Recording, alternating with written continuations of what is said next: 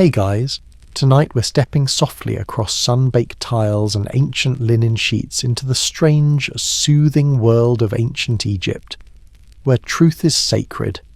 The gods have a thing for balance, and people apparently believe that sucking on a smooth piece of moonstone could stop you from lying all day.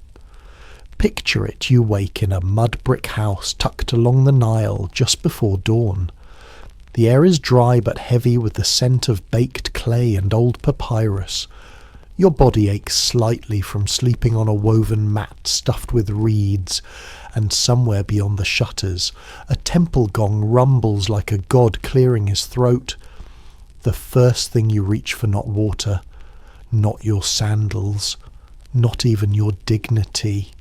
No, you reach for a little rounded pebble carved from pale moonstone. Still cool from the night air, you tuck it under your tongue like a mint, though mint is definitely not part of this situation. It tastes faintly like mineral dust and hope. It's believed to keep your tongue honest because today, as every day, the gods are watching and they've got absolutely no patience for fibbers.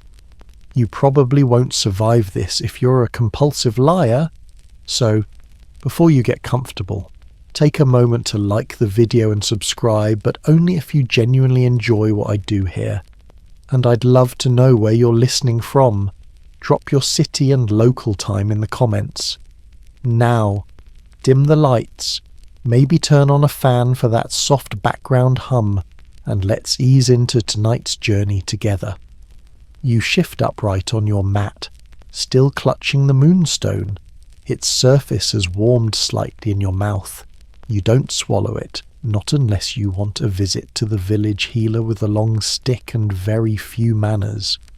You swish it gently around your tongue instead, letting it clink once against your back teeth.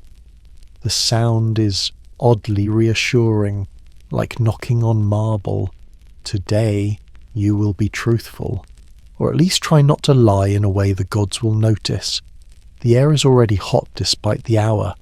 Somewhere nearby, a neighbour curses at a goat. Truthfully, it's not the goat's fault, but people do love to project. You stretch, stand, and stagger to the basin outside your door. It's carved from limestone and still holds a little water from the previous day.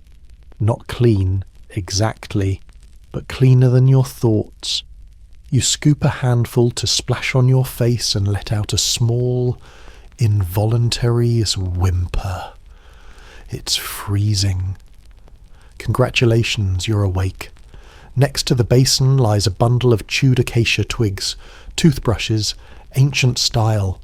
You grab one, working the fibrous end against your teeth.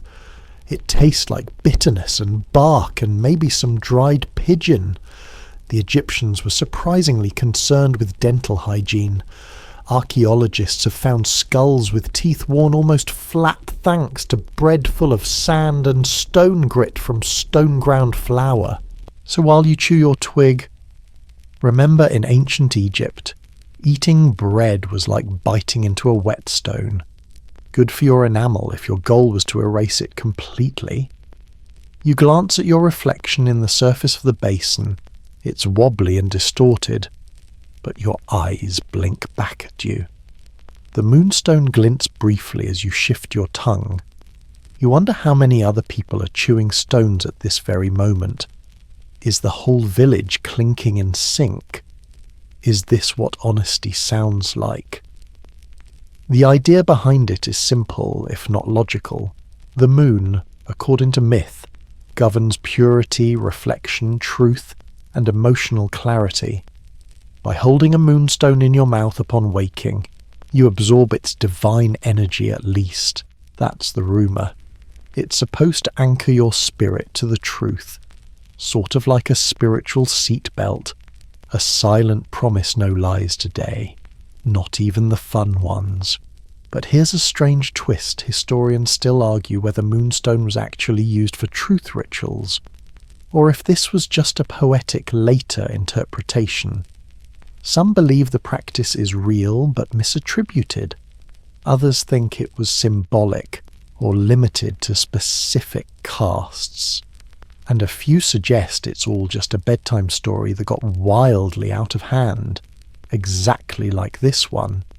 You turn from the basin and start moving toward the street. Dust clings to your feet like gossip. The village is stirring. Doors creak. Goats bleat. Pots clatter.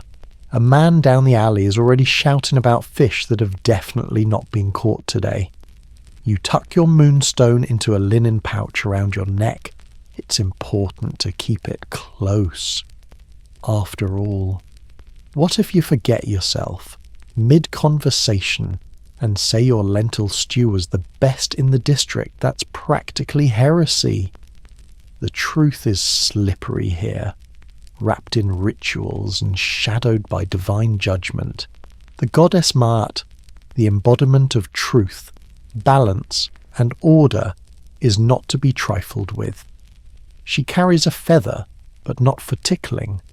Your soul, they say, is weighed against it after death, too heavy with lies. Sorry your heart gets eaten by a crocodile-headed demon named Amit. There are no do-overs, so you move through the village like someone being watched, which, honestly, you probably are. Not just by nosy neighbours, but by statues, inscriptions, and cat-eyed deities painted on every surface. The walls have ears, the cats have opinions, and the gods, they have long memories and short tempers. Your day of truth begins now. You're only a few steps in, and already you've avoided lying about the weather, your neighbour's cooking, and whether that bird was actually singing or choking. Good for you. One small truth at a time. But it's a long way to sunset, and that Moonstone won't hold out forever. You plod down the street with your Moonstone safely tucked beneath your linen collar, resisting the urge to roll your eyes at the neighbour who insists his wife's cat can predict the flooding of the Nile. You murmur something neutral like "how curious," which is the ancient Egyptian equivalent of "huh? Sure." Gary. Technically not a lie. You're still on track. The sun has barely risen, and it's already cooking the air like a clay oven. You blink against the glare and pull your shawl closer. Today's the kind of day that makes you question all your choices, including waking up. But there's something oddly meditative about the rhythm of the morning, the way the dust puffs up underfoot, the slow creak of a donkey cart, and the faint sound of someone 3 doors down attempting to sing while grinding barley. You pass a cluster of children chewing acacia twigs like tiny sages. Their mouths are stained a faint brown, their teeth surprisingly white. You remember what you were taught in this land. A clean mouth is not just good manners, it's sacred. The Egyptians believed cleanliness was next to godliness, and this extended to their breath, which was preferably not a weapon. You duck into the shade beside a small household shrine. The scent of burnt myrrh clings to the bricks, sticky and dense. You pull out your own morning toolkit, a pinch of natron, yes, that chalky, mineral-rich salt they also use to dry out mummies, and your best chewing twig, frayed at one end like a broom used too many times. You grind the salt into your gums, resisting the urge to gag. It tastes like dry ocean and regret, but it works. At least, that's the idea. Between the natron and the chewing twigs, your breath is just acceptable enough not to insult a god. And considering how many deities might be eavesdropping on your breakfast, that's probably wise. Historians still debate how widespread this obsession with oral hygiene really was. We know the tombs are full of cosmetic sets, bronze tweezers, scented oils, and yes, dental tools. But were regular farmers really grinding natron into their molars every morning? Or was that just a high society thing? The record is, as always, silent on the breath of the common man. Still, If you were an average villager and you believe that gods judged you not only for your actions but for your odours, wouldn't you at least try across the street? An old woman hawks bundles of fresh twigs and something that looks suspiciously like beetle paste. You give her a wide berth. You're not ready to explore ancient dental innovation that closely. Besides, your moonstone is already beginning to warm against your chest, as though it, too, is trying to flee the heat. You follow the main road out toward the fields, where the sun bakes everything a crisp yellow. Workers are already gathering bundles of flax, and a donkey has chosen a spectacularly inconvenient place to lie down right in the irrigation ditch. Its owner is attempting to negotiate with it, which mostly involves yelling and throwing small handfuls of sand. As you pass, someone offers you a bit of honey cake from a basket.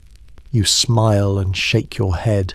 You're fasting until mid-morning, and besides, the last time you ate before rinsing your mouth, you nearly passed out from the aftertaste.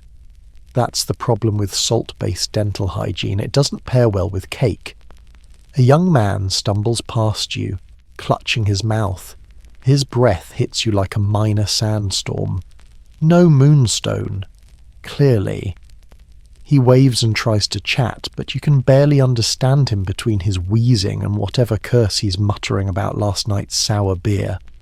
You mutter a polite Maymet bless your day, and pretend to be urgently inspecting a crack in the wall.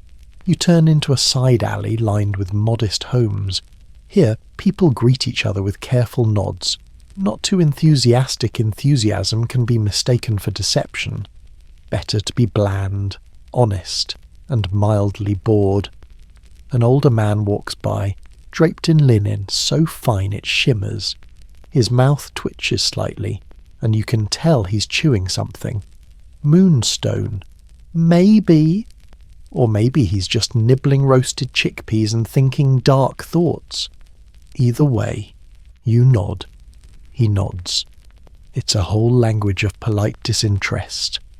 You reach a small fountain carved with the face of a lion, water trickling weakly from its mouth. Children are daring each other to dip their heads in.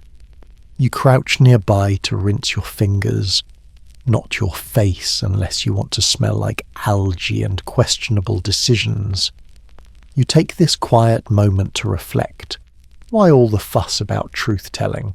Why chew a stone and rinse with powder just to prepare for a day where most people are likely lying about everything from their harvest to their neighbour's cooking? It all circles back to Maat. Balance, order, truth.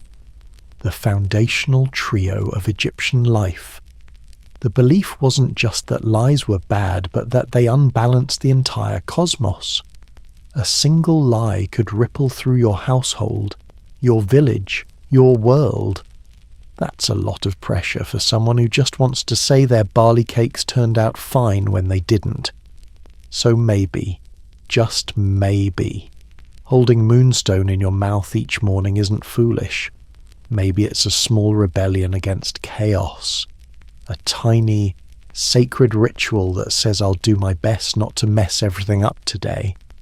Then again, maybe it's just an excuse to chew on pretty rocks. You pat the pouch at your neck, reassured by its subtle weight. One small truth at a time. As the sun climbs higher and the smells of the village begin to ferment fish, sweat, and crushed herbs, you steel yourself for the next challenge, navigating the ancient justice system, where truth is sacred, lies are fatal, and papyrus makes a poor lawyer. But that's coming up. For now, you smile honestly at a passerby. It feels weird, but it also feels kind of nice. You follow the narrow footpath that winds between houses made of sun-dried mud brick, ducking under laundry lines and brushing past hanging onions that seem to judge you with their little, papery sighs. You're headed toward the part of town where the scribe set up shop near the temple courts, where papyrus rustles and sandals shuffle and people try very hard to look innocent. Today's excuse a dispute over grain. Yesterday it was an argument about a goat's ancestry, and the day before that a man claimed his wife's pot broke because of divine sabotage. The priest judges will listen, nod, and scribble things down while trying not to fall asleep in the heat. You arrive just in time to catch the beginning of the hearing. A low platform shaded by a linen canopy has been set up, and beneath it sits a man who looks like he's halfway through a nap and a political crisis. This is the local scribe, and he's both the judge and the secretary. He's chewing something, possibly moonstone, possibly bread. His breath could go either way. The plaintiff steps forward, a farmer with dust in his hair and fury in his eyes. He claims his neighbour stole grain from his storehouse. The neighbour, naturally, denies everything, says it was probably eaten by rats or spirits or jealous winds. You know, the usual culprits. Here's where the moonstone comes in. The accused reaches into his tunic, pulls out a polished little stone, and without fanfare places it in his mouth. It's meant to prove his sincerity, or maybe ward off divine punishment, or maybe it's just a really polite way of saying I know I'm being watched. The crowd murmurs, it's not legally required, this whole moonstone chewing thing, but it's popular, symbolic. If you're lying with a moonstone in your mouth, and something bad happens to you later, well, that's on you. The gods will know. They're petty like that. The priest judge raises a hand. Do you swear, he says slowly, by Mat and all the gods of order, that you speak the truth and have not taken what is not yours? The accused nods, the moonstone clicking softly against his teeth. By Mat, I swear, he says around it. The effect is slightly garbled, but it sounds sincere enough. Historians still argue whether such stone rituals actually played a role in Egyptian courts. Some say the moonstone tradition came later, imported from mystical offshoots of lunar cults. Others believe it was more of a private habit, not a formal practice. Still, in this sleepy corner of the Nile Valley, no one's taking any chances. You inch closer, trying not to trip over a basket of dates or the stray toddler gnawing on a reed flute. The priest judge squints at both men and announces his decision. Return the grain, or may your next harvest be devoured by scarabs. Poetic justice is very in this season. As the men shuffle away, you linger by the platform. The judge gives you a side-eye. Looking for truth or gossip, he asks, a little too pointedly. You smile, just passing through. A safe answer, honestish. You wander toward the side of the temple, where long papyrus scrolls hang on hooks, listing past legal cases. Some are surprisingly mundane, like a neighbour who demanded repayment for a borrowed tunic that came back smelling too holy. Others are more severe land disputes, marriage betrayals, stolen livestock. One scroll in particular catches your eye. It's written in that formal, flowery hand scribes like to use when they're trying to impress the gods and each other. It details a case of a temple worker accused of lying about how much incense he offered to the gods. His punishment, manual labour in the crocodile pens. Now that's motivating. You settle on a low stone bench nearby and sip from a skin of sour date water. It tastes like something that should be poured on floors, not into mouths. But hydration is hydration, and lying is thirsty work even if you're not doing it. Beside you, two women argue in low tones. One insists her cousin lied about a dowry. The other says her brother lied about being chosen by a god in a dream. Both chew something, and both occasionally glare toward the temple, where a statue of Thoth, the god of writing and wisdom, looms with a slightly smug ibis face. The truth is, ancient Egyptian justice wasn't always about fairness, it was about cosmic balance. A lie wasn't just personal, it was a disruption of the divine order, a crime against the universe. So yes, if you stole your neighbour's donkey, that was bad, but lying about it, that could tip the scales of Mayat and doom your soul to be eaten. No pressure. Even children are taught this from the start, not with fire and brimstone, but with bedtime stories about liars being dragged into swamps or turned into dust. You remember one from your own childhood, a boy who said he didn't take the bread, but a jackal whispered his lie into the ears of Anubis, and the next morning his voice was gone, forever, silent as the tombs. You rise from the bench and stretch. The sun's at its cruelest now, sharp and sticky. Your tongue runs over your teeth automatically, checking for grit or guilt. The moonstone is still warm, tucked safely in its pouch. You wonder, do the gods really care if you tell a tiny lie to make your neighbour feel better about her burnt lentils? The gods don't answer, of course. But a breeze passes through the square, lifting the corner of a scroll, and a priest mutters, "Everything speaks when you're not listening," comforting. You head back into the street, one ear still tuned to the temple behind you. Justice has been served, or at least lightly simmered. Tomorrow, someone else will chew a stone and hope for mercy. But for now, you're off to where truth gets even murkier than Nile-side gossip circles. Brace yourself. Honesty there is optional and hilarious. You make your way toward the riverbank, where the air is thick with heat, reeds, and the kind of rumours that breed faster than frogs after a flood. It's not even noon, and already the women are gathering by the Nile's edge, skirts hitched, baskets of laundry on their hips, and opinions loaded in their eyes. They don't stop working. Of course, clean clothes are still a priority, but somehow their tongues move faster than their hands. You settle near a shady fig tree, close enough to listen without becoming a character in the story. The water slaps gently against the clay embankment, and the occasional fish makes a doomed leap, unaware of the stares from a lounging cat nearby who looks far too wise. A woman with arms like braided rope and a voice like cracked papyrus launches into her tale, apparently. Her cousin's son is now the personal servant of a scribe, and the scribe has a gold ring he definitely didn't pay for. Gasps, chuckles, raised eyebrows. Moonstone or no moonstone. The Nile is running thick with speculation today. Another woman chimes in, this one older, with a face like a basket left too long in the sun.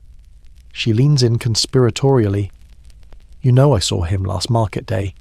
"Right." "He bought pomegranate wine, 2 jars, for himself. Now tell me what servant drinks wine that sweet unless he's hiding something." The group erupts in a chorus of tsk, tsk, tsk.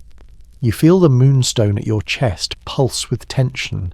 This isn't court, but judgment is absolutely happening. One woman reaches into her pouch and casually slides a small, smooth stone into a mouth moonstone, or something that looks like it. It's almost comical. This attempt at appearing truthful while tossing a half-dozen people under the metaphorical chariot. You watch the ritual unfold, laundry in, gossip out. Wet tunics slap against the rocks in time with dramatic revelations. The air smells of soap, fish, and scandal. A child splashes too close to the pile of clean linen and is immediately shooed away with a flick of a cloth and a curse you're pretty sure translates to, "May your soul forget its name." And yet, there's beauty here. The honesty of routine, the truth found in repetition. These women may twist facts like papyrus strands, but their hands never falter. They work as they speak, moving with the confidence of someone who knows the gods are busy elsewhere, or at least bored enough not to intervene. Still, you wonder, does the Moonstone really work here, among laughter and exaggeration and selective memories? Historians still debate whether Moonstone was truly used by ordinary Egyptians, or only by temple elites. Some suggest the idea of holding stones in the mouth originated in funerary rites and was later misapplied to daily habits. Others argue it's entirely folklore. But standing here, you can't help but notice the subtle movements, women sliding pebbles into cheek hollows just before delivering a particularly outrageous detail. Whether it's superstition or social insurance, the habit sticks. Nearby, a girl not more than 10 years old stares up at an elder and asks, "But what if he didn't lie? What if he just forgot?" The older woman looks her square in the eye and says, "Forgetting is what liars say when they're tired." Noted. You rise and make your way slowly down the bank, feet squelching slightly in the mud. A frog leaps over your sandal. You tip your head to the river. It's calmer here, broader, reflecting the bright sky in broken shimmer. A fisherman pulls in a net, grumbling about liars upstream who curse the fish with falsehoods. You arch a brow. How does that work? He shrugs. Fish don't swim toward dishonest words. Bad karma in the water. Then he spits to the side and casts his net again. Right. You leave him to his mystical fish psychology and continue down the narrow footpath along the river's edge. A few young men are lounging under a tree, playing a game with bones and stones. You hear them betting and swearing to Ra they aren't cheating. One has a moonstone tucked in his lip, like a challenge. Another is clearly bluffing, but with the serenity of someone who's lied so well for so long, even the gods are probably confused. A third player, wiry and sunburnt, looks over and grins at you. "Want to play?" he asks. "We're only half lying today." You decline politely. You're not in the mood to test your Moonstone's warranty. Past them. A small shrine comes into view. Simple, made of pale limestone, carved with the delicate image of Maat the feather on her head. Arms open, eyes quiet but unblinking. You pause and bow your head slightly. No one else is around. You take out your moonstone and hold it gently, letting the sunlight catch in its cloudy depths. You wonder what Maat would make of your day so far. You haven't lied. Exactly. But you've smiled politely at exaggerations, nodded along to unverified stories, and passed no judgment when that woman insisted her laundry dried faster because her daughter was born during a solar eclipse. Truth in Egypt, it seems, isn't just about facts. It's about intention, about balance, about knowing when to speak, when to listen, and when to quietly suck a rock until the urge to embellish passes. You tuck the moonstone back into its pouch and exhale. The sun has moved, casting longer shadows now. The heat hasn't broken, but the gossip has faded. The women have wandered back to their homes. The fish have gone silent, and the air feels thicker, like it's holding its breath. You turn from the riverbank and head inland again. The truth-telling rituals may pause, but they never really end. Even now, someone somewhere is shaping a story, and someone else is chewing a stone and deciding how much of it to believe. You move back into the heart of the village as the sun stretches overhead like a giant amber lid pressed onto the earth. It's hot enough to roast a fig on a stone, and the smell of thatch, sweat, and slightly overcooked lentils makes the air dense and oddly nostalgic. A dog is barking at a pot again. No one stops it. It's apparently part of the ritual now. You follow the dusty path until you reach the communal sundial. A tall obelisk stands in the centre of a stone circle, casting a sharp shadow that glides slowly across carved time markers. An old man sits on a stool nearby, muttering to himself and occasionally spitting into the dust. He's the unofficial timekeeper and the self-declared truth observer. He claims the shadow never lies, and you'd believe him if he weren't currently wearing one sandal and one woven basket on his feet. You sit on a bench in the shade and watch the shadow inch forward. In ancient Egypt, timekeeping wasn't just practical, it was sacred. When you lied, you weren't just bending facts, you were misaligning with the universe's divine schedule. Art didn't tolerate temporal dishonesty. Say the wrong hour, and you might find yourself spiritually misfiled, or worse, accidentally attending a ritual sacrifice meant for someone else. Of course. Historians still argue whether Egyptians truly believed lying could distort time. Some claim it's metaphorical misaligning your actions with the cosmic order. Others believe there were strict rituals to resync after fibbing, involving water clocks and deeply awkward public confessions. Either way, the sun sees everything, and the obelisk isn't known for forgiveness. You reach into your tunic and feel for the Moonstone again. Still there, still warm. It's oddly comforting. Like holding hands with a celestial bureaucrat who's just trying to keep the paperwork in order. A woman walks by balancing a clay jar on her head. She pauses, looks at the sundial, and sighs. "Late again," she mutters, even though it's likely only mid-afternoon. Then, almost as if she's been caught, she slips a small stone into her mouth. There's something about this that makes you smile. Not because she's lying, but because she's trying not to. She could have just walked faster. But no better to chew a little honesty and let the universe know you meant well.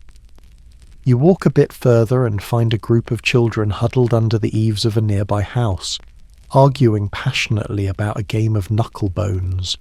One insists he won. Another swears he saw him cheat. A third is currently holding a pebble to his tongue like it's a magical lie eraser. "Chew it longer," one yells. "You lied twice, I did not." Your ears go red when you do. One of the younger kids solemnly declares that if you lie too many times in a row, the Moonstone will melt and turn your tongue blue forever. Everyone gasps. You don't have the heart to correct them. Instead, you sit near the fountain. Yes, the same one with the unimpressed lion spout, and watch a procession begin to form down the street. A few temple servants are gathering in a quiet line, each holding scrolls and incense baskets. Today, it seems, someone is being formally judged not in the marketplace or by gossips at the river, but in the great hall of records, where truth is expected to arrive neatly, dressed in ceremonial linen. You follow at a respectful distance, Moonstone clinking gently against your chest with each step. The temple doors open slowly, carved with scenes of the weighing of the heart, the afterlife judgment where your soul is placed on a scale against the feather of Maat. If your heart is heavier than the feather, well, that's where our friend Amit comes in, the crocodile-lion-hippo hybrid deity who looks like a nightmare stitched together by a bored taxidermist. Inside the hall, it's dim and cool. Papyrus scrolls line the walls, stacked like ancient secrets just waiting to roll open and embarrass someone. You stand quietly as a young man steps forward to defend himself. The accusation, misreporting grain rations. The consequence. If found guilty, he'll lose his temple status and probably the respect of his aunt, which might be worse. He holds a moonstone in his mouth, visibly trembling, and bows before the high scribe. "I speak the truth," he says, muffled but clear. "May much strike me down if I lie." There's a beat of silence, and somewhere in the back, a cat sneezes. The scribe nods, makes a note, and gestures for witnesses. One by one, people speak, some with moonstones, others without. The ones without are carefully watched. It's not law, but it's optics. Truth here isn't just spoken, it's performed. You can almost see the air shimmer with sincerity or suspicion. It's like watching theatre with incredibly high spiritual stakes and surprisingly bad lighting. You find yourself holding your breath as the final words are spoken. The high scribe leans forward and says, "Let balance be restored." The room exhales. The young man falls to his knees, weeping not from punishment, but relief. He's been believed. And in Egypt, belief is everything.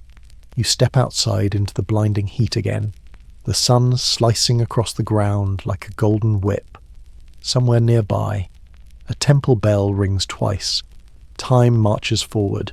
Truth, for now, has won the day. You're sweating, dusty, and feeling vaguely proud. You haven't lied today, not aloud anyway. Not even when someone offered you tamarind paste and asked, "Isn't this the best thing you've ever tasted?" You just said, "It's certainly something." The obelisk shadow has shifted again. You check it instinctively, like a cosmic to-do list. There's still time left in the day, still opportunities for honesty, still moments where that little moonstone might save you from yourself, and still ahead priests, incense, and truth beards. You leave the sundial behind and make your way toward the temple precinct, where things smell significantly holier and significantly stranger.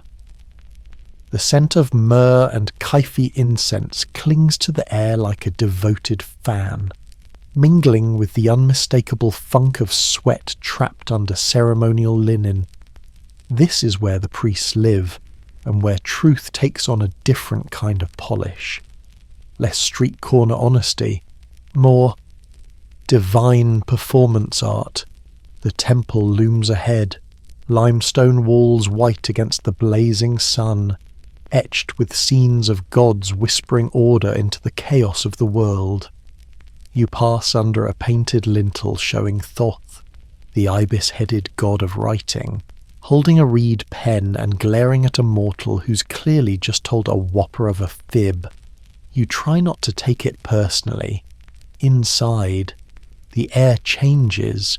It's cooler, quieter, reverent and thick with the distinct perfume of incense burned in copious quantities to hide the smell of humanity. You pass a row of chanting priests. Their voices drone like a hive of very orderly bees. One of them sneezes mid-chant and doesn't even miss a beat. That's professionalism. But what really catches your eye is the priest standing near the altar, facing the inner sanctum with a kind of theatrical stillness. He's wearing an elaborate white robe trimmed in blue, a ceremonial wig. And this is where things get awkward. A long, braided beard. Not his own, obviously. It's attached with linen thread and possibly some kind of ancient starch. It bounces slightly when he walks. This is the truth beard. Not a metaphor. Not euphemism. A literal beard worn only by priests deemed pure enough to speak in the presence of the gods. The beard isn't magic, per se, but it is symbolic. It represents alignment with divine truth and the ability to channel sacred speech. You watch as the priest clears his throat, adjusts his braid, and begins reciting offerings on behalf of a local landowner trying to settle a dispute over irrigation rights.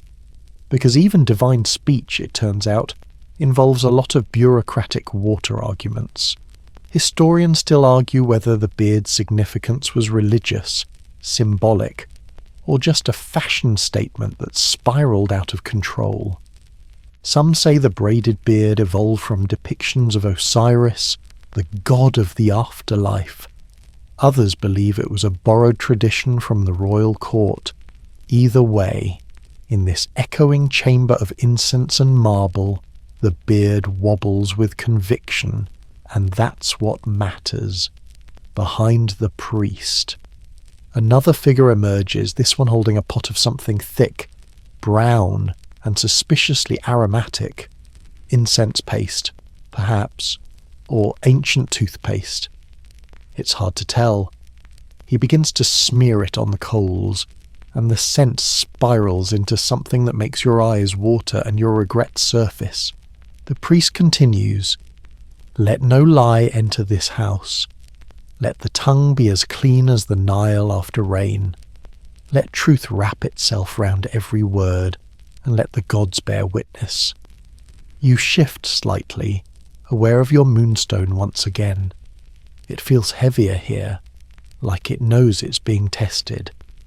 Maybe the gods really do listen more closely in rooms like this. Maybe that's why everyone suddenly seems to speak a little slower, as if every vowel is weighed and measured before being released. A young acolyte enters, clearly nervous, clearly new. He trips on the edge of his robe and nearly drops the tray he's holding. Small offerings wrapped in lotus leaves and tied with twine. The older priest doesn't scold him. He simply lifts one brow and says, "Did you prepare these with your own hands?" The boy gulps and nods. "Yes, Reverend." The priest pauses. With clean hands, the boy hesitates, then mumbles, "Mostly?" The silence that follows is thick enough to mummify someone in. The priest sighs, removes his beard with the dramatic flourish, and gently lays it on a nearby hook. "Then we shall re-speak the offering. Truth must enter before the gods do." You sit down on a stone bench against the wall, trying to absorb what you've just witnessed. Here, truth is a performance, a ritual, a responsibility. Even the lie of omission, the kind that slides by in casual conversation, gets caught in the ceremonial gears. And yet, it's strangely beautiful. These rituals aren't just for show. They're a reminder that truth, no matter how small, is sacred. That honesty isn't just about telling someone their tunic is inside out. It's about preserving balance in the cosmic order. About ensuring that when you speak, the world doesn't tilt off its axis and fall screaming into the void. You watch the priest pick up his truth beard again and gently brush it with his fingers before tying it back on. He looks over at you, eyes sharp beneath dark coal lines. "Do you seek clarity?" he asks. You're startled. Maybe." He nods, as if that's the only honest answer worth giving. Then speak softly, and chew slowly. You can't help it, you laugh. Quietly, but still, it echoes a little. You rise and bow slightly. The priest returns to his chanting, the incense smoke curling around him like threads of memory. You exit the temple, blinking in the sunlight, your moonstone now almost hot to the touch. Outside, life feels louder, less orderly. A goat is trying to climb a clay jar. Someone is arguing with a bird. A small child is reciting multiplication tables to a cat, which is clearly unimpressed. You pause at the edge of the square and think about the priest and his ridiculous, beautiful beard. Maybe truth isn't always a straight line. Maybe it curls and loops and braids itself into ceremony. Maybe it smells like myrrh and embarrassment. Maybe it needs a costume to survive. You smile and keep walking. The sun is lower now, the light slanting golden across the street. The day is far from over, and so is your careful dance with honesty. Soon you'll hear whispers along the Nile, but not yet. First, there's grain, and someone who lied to it. The scent of warm barley drifts through the air, tugging you toward the granaries nestled along the river's edge. These aren't the grand storage complexes you might expect, just squat. Domed buildings made of sun-baked brick, clustered like sleeping tortoises along the road. You pass rows of sacks stacked with cracked wheat, dried beans, lentils, and gossip. Always gossip. There's something about grain that invites secrets. Perhaps it's the way it rustles like someone whispering behind your back. Or maybe it's because grain means wealth. And where there's wealth, there are lies carefully seasoned with plausible deniability. You step around a donkey relieving itself beside a sack of spelt and approach a small group gathered outside the granary. The mood is tense. A man in a sweat-stained tunic is being questioned by two overseers. His hands are calloused, his sandals worn thin, and his excuses abundant. I didn't miscount. He insists, holding up his hands like they might defend him. The rats. They got in. Again.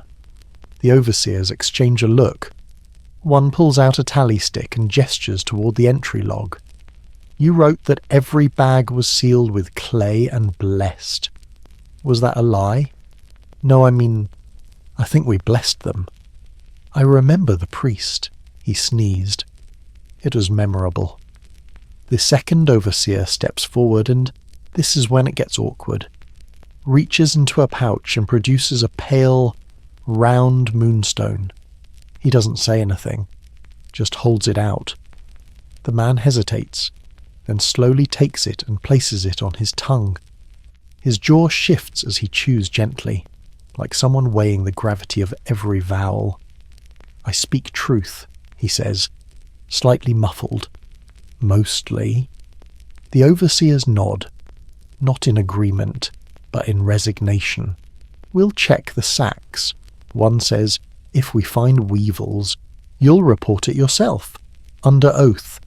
Here in Egypt, grain isn't just food, it's currency, it's security, it's favour with the gods, and lying about your stores, especially those meant for the temple or taxed for the state, isn't just dishonest, it's dangerous.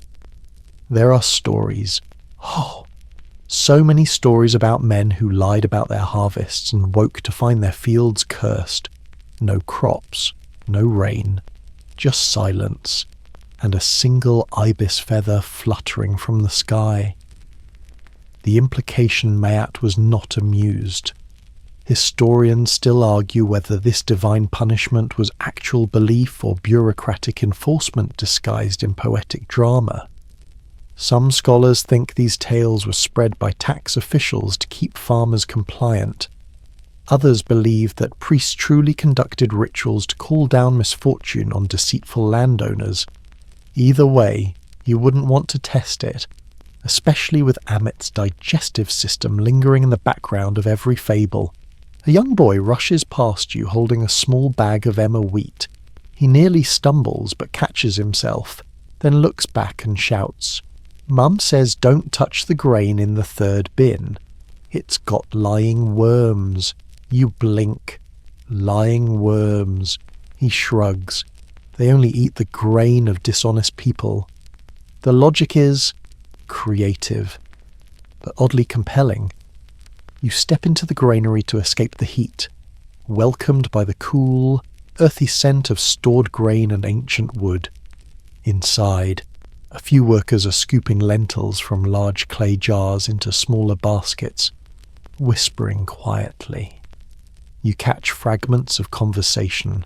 Someone forged a delivery record. Someone else sold grain marked for the gods.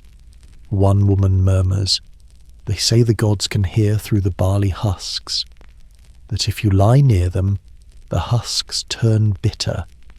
You lean closer to a bin of wheat and sniff. Just wheat. But still you decide not to tempt fate. You speak no falsehoods, not even under your breath. A man enters, pushing a wheelbarrow, whistling a tune that suggests no guilt but also no ambition. He dumps his load, stretches, and walks over to a dark corner where a cat is curled up on top of a ledger. Even the cat watches for liars. He chuckles. The cat, being Egyptian and divine adjacent, twitches one ear without opening its eyes. You follow the cat's lead and glance down at the ledger. The numbers look off.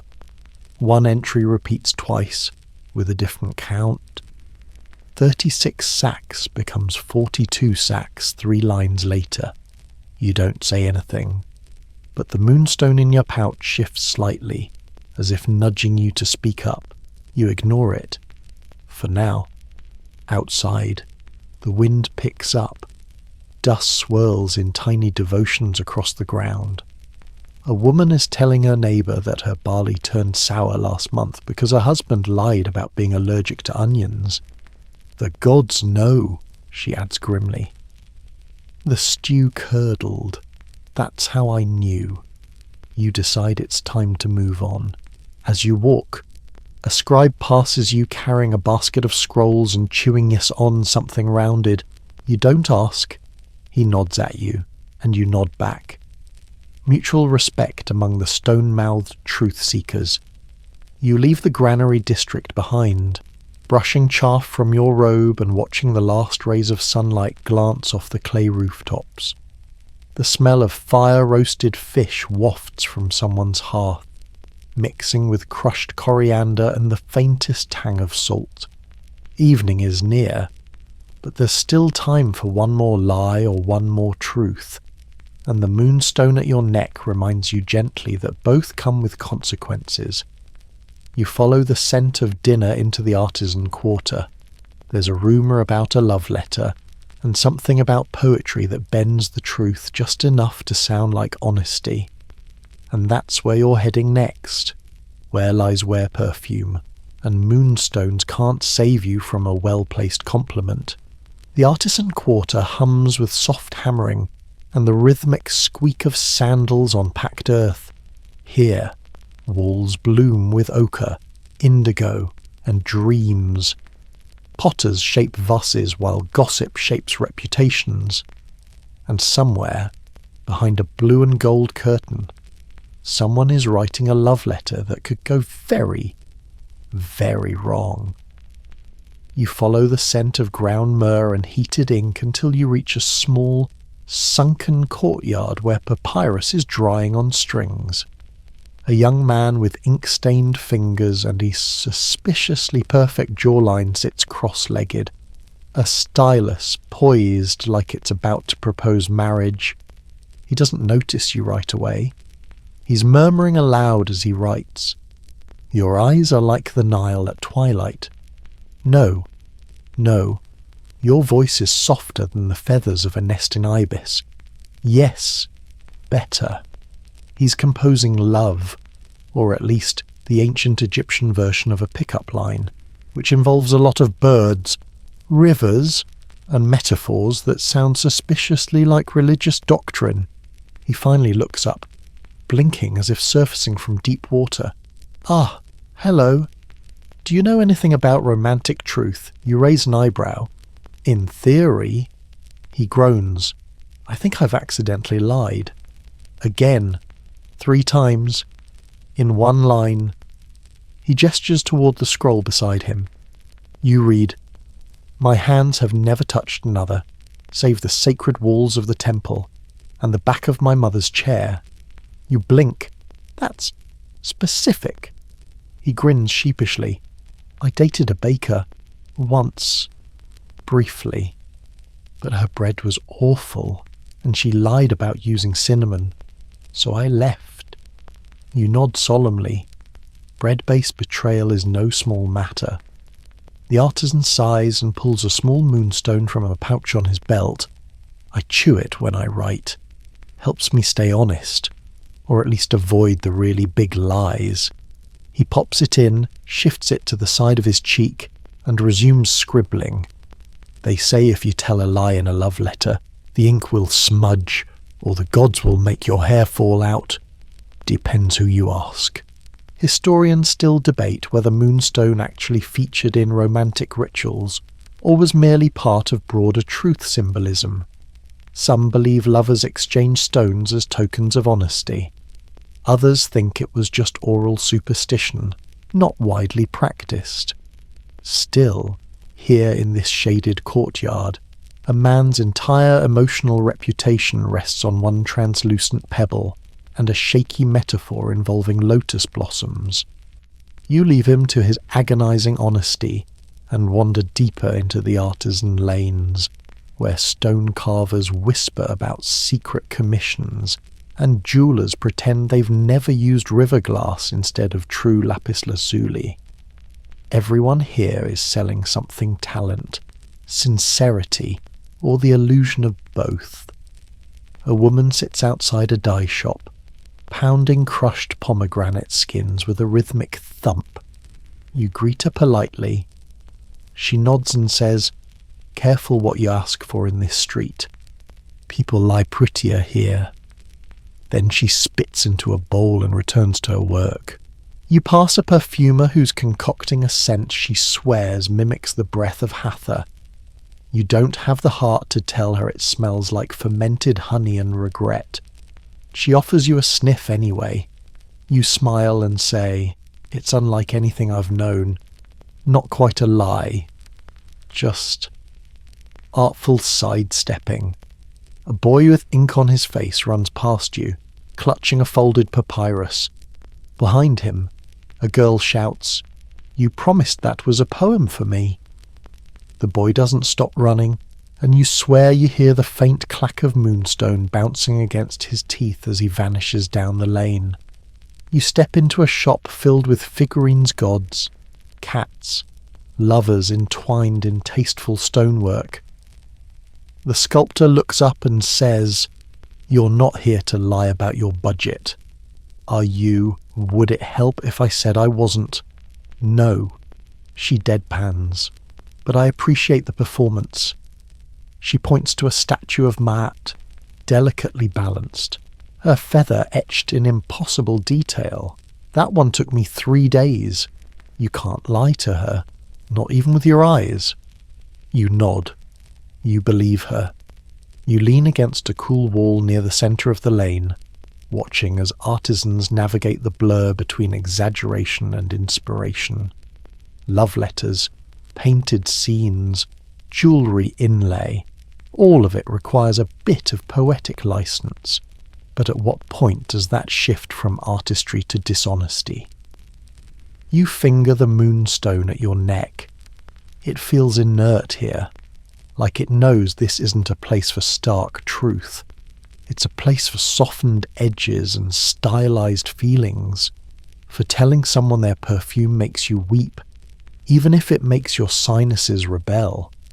Perhaps that's why the gods tolerate these little lies, because in the crafting of beauty, a few curved truths help the world spin more gently. Still, you can't help noticing a few artisans quietly chewing stones as they work. Not all, but some. Insurance, perhaps, or just habit, or maybe even fear that their work, if dishonest, will crumble in the night or be smudged by unseen fingers. As you turn to leave, you hear a girl reading aloud under an awning. Your breath is like the wind between reeds. She pauses. Do you think he means that nicely? Another voice responds. Depends if he was chewing a moonstone when he wrote it. Evening settles in, smudging the sky with dusty violet. The artisan quarter dims but does not sleep. Lamps are lit, quills scrape, and somewhere, someone is still trying to describe love without lying outright. You leave with a smile on your lips and only 2 lies in your head. One about a necklace you couldn't afford, and another about a tunic that definitely did not suit you. Next, you'll walk among those who carve tombs, and there you'll learn that lying on stone, that's forever. You follow the slope of the path away from the vibrant artisan quarter, leaving behind the laughter, the metaphors, and the perfume that definitely still lingers on your sleeve. The air changes as you descend. It grows quieter, drier, dustier. Even the goats seem to bleat more respectfully here. You're entering the tomb builder's district Deir el Medina, or something very much like it. A village of skilled labourers tucked on the west bank of the Nile, where the sun dips low and the work is anything but temporary. These aren't just masons. They are architects of the afterlife. Every chisel mark they make is a whisper into eternity. And if you lie in stone, the lie becomes eternal. You pass a row of squat houses, each one slightly tilted with the wear of decades. Their inhabitants are already at work. You hear the chip-chip of chisels on limestone and the distant echo of voices in a cavern somewhere underground. The path narrows, and the smell of sweat, dust, and ancient paint reaches your nose. You breathe it in. It's oddly comforting, like the smell of truth baked into a wall. A man in a linen kilt passes you, his arms streaked with ochre. Tomb 6. He grunts. Don't step on the pigment. You nod. You wouldn't dare. Here, even the red dust feels sacred. You duck inside a shallow tomb under construction. The ceiling is low and you have to stoop, your fingers brushing the carved names of gods. The space hums with silent reverence. A worker is painting a funeral procession. Tiny figures walking toward the hall of Ma'at, where the heart will be weighed. His brush trembles slightly. You crouch beside him and ask, softly, "How do you know what to paint?" He doesn't look up. We're given scrolls, instructions. The dead man wrote his truth, or hired a scribe to do it. We just copy it. But what if he lied? The painter finally glances at you. His eyes are rimmed in coal and sweat. Then he'll answer to the gods. Not to us, but still. He taps the handle of his brush against the wall. I chew a moonstone when I paint the face of Osiris, just in case. You feel your own moonstone warm against your chest, even down here, in a space meant only for the dead. Truth matters. Historians still argue whether the builders believed their work influenced a soul's afterlife, or if they were just craftsmen following orders. Some say the act of building was devotional, each stone a prayer. Others think they were pragmatic, just doing their job, getting paid in beer and onions. Maybe both are true, or maybe the truth changes depending on who's chiseling. In the far corner of the tomb, another man is smoothing wet plaster, his mouth slightly puffed. You see the bulge of a stone tucked into his cheek. He turns to you and mumbles, "Can't lie while sealing a name. Bad luck. What happens if you do?" He spits the plaster onto the wall and smooths it flat. That name might vanish, forgotten, like dust. Forgetfulness, in ancient Egypt, is worse than death. If your name is erased, scratched off walls, ignored in prayers, you cease to exist, even in the afterlife. That's why so many tombs are plastered with names, titles, and achievements. And why tomb raiders weren't just thieves, they were erasers. You move deeper into the chamber, careful not to brush against any fresh pigment. There's a pile of broken tools in the corner, chisels snapped, hammers cracked. A boy is sorting them. You ask what happened. "Someone lied about their measurements," he whispers. "Said the wall was longer than it is. Half the figures came out crooked. We had to redo it. The gods don't like crooked processions." You nod solemnly. Crooked lines, crooked souls. It's all metaphor here. Dust and metaphor. You step outside, blinking in the brightness. A man is sitting in the sun, carefully carving hieroglyphs into a limestone slab. His fingers are blistered, and there's a small jar of water beside him. Every few minutes, he stops to sip, then slips a stone into his mouth and holds it there as he carves. Does it help, you ask? He shrugs. I think it listens. When I hold it, I don't rush. I don't guess. That's something. You sit beside him. The tombs stretch out before you, carved into the hills like rows of sleeping thoughts, each one holding truths, half-truths, and the hopes of those who paid for permanence. You remember a story told to you once by a teacher a nobleman lied on his tomb inscription, claiming victories he never won. Years later, the paint began to peel. The face of the god Osiris flaked off, while the nobleman's name remained. No one visited the tomb after that. Even the lizards avoided it. You ask the carver if he's ever fixed a lie in stone. He nods. Once. A man said he had 30 cattle, had 12. We carved 30. Later, the tomb flooded. Twice.